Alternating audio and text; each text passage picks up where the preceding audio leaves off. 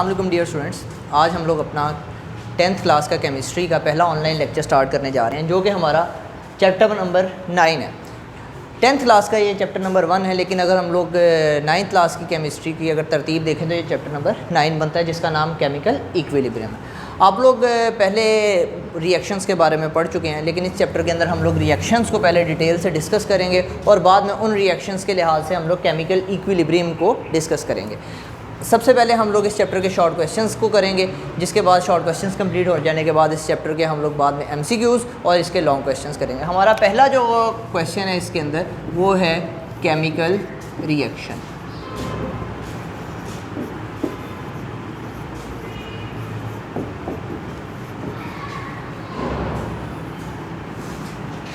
हम लोग पहले पढ़ चुके हैं कि एक केमिकल रिएक्शन क्या होता है। एक केमिकल रिएक्शन एक ऐसी चीज़ है जिसके अंदर कोई सी दो चीज़ें या दो अशिया आपस में रिएक्ट करती हैं और आपस में मिलकर एक या एक से ज़्यादा नई अशिया बना देती हैं। मिसाल के तौर पर हम लोग एग्जांपल लेते हैं कि हाइड्रोजन और ऑक्सीजन आपस में मिलकर पानी बनाती है। ये एक केमिकल रिएक्शन है।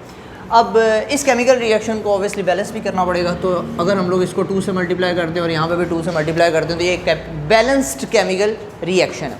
अब इसके अंदर दो चीज़ें हैं जो हम लोग डिस्कस करेंगे। सबसे पहले जो एरो के इस तरफ हैं इन्हें कहते हैं हम लोग रिएक्टेंट्स।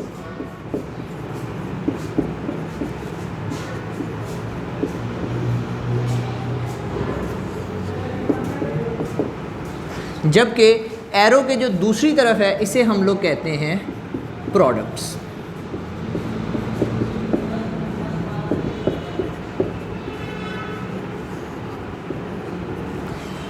एक रिएक्शन के अंदर ऐसी अशिया जो कि आपस में रिएक्ट करती हैं उन्हें हम लोग कहते हैं रिएक्टेंट्स, और जबकि वो अशिया जो रिएक्टेंट्स के रिएक्ट करने के नतीजे में बनती हैं उसे हम लोग प्रोडक्ट्स कहते हैं। इसकी हम लोग एक और एग्जांपल लेते हैं, जैसा कि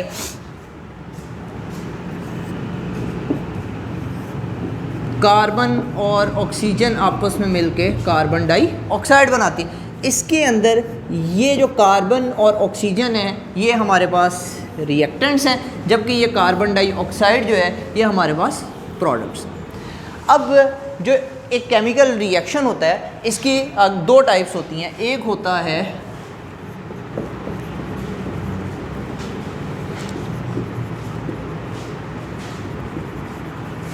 इर्रिवर्सिबल रिएक्शन, जबकि जो दूसरा है वो है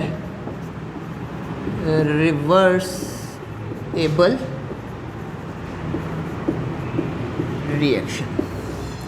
सबसे पहले हम लोग इर्रिवर्सिबल रिएक्शन को डिस्कस करेंगे।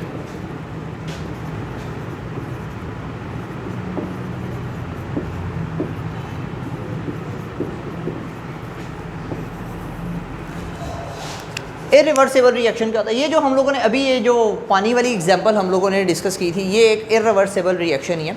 ये मैं आपको दिखाता हूँ।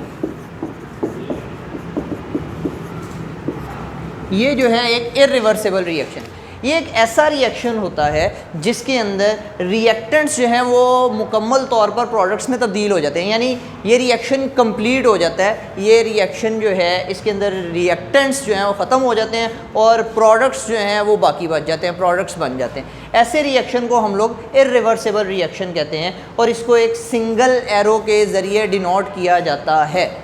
जबकि जो हमारे पास रिवर्सिबल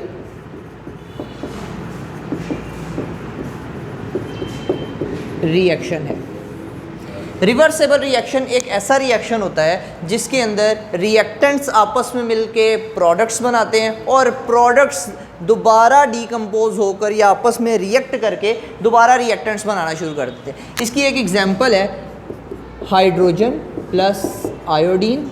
ये आपस में रिएक्ट करेंगे और रिएक्ट करके ये बनाएंगे हाइड्रोजन आयोडाइड। ये एक रिवर्सिबल रिएक्शन की एग्जांपल है। रिवर्सिबल रिएक्शन को हम लोग डबल एरो से डिनोट करते हैं, यानी एक एरो ऊपर की तरफ होता है और एक एरो नीचे से दोबारा वापस रिएक्टेंट्स की तरफ आ रहा होता है।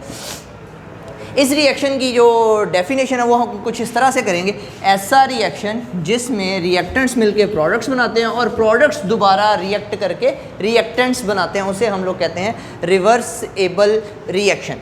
तो स्टूडेंट्स ये था हमारा आज का पहला लेक्चर, जिसके अंदर हम लोगों ने 5 क्वेश्चंस को डिस्कस किया है, जिसमें हमारा पहला केमिकल रिएक्शन, दूसरा रिएक्टेंट्स, तीसरा प्रोडक्ट्स, चौथा इर्रिवर्सिबल रिएक्शन और पांचवा रिवर्सिबल रिएक्शन।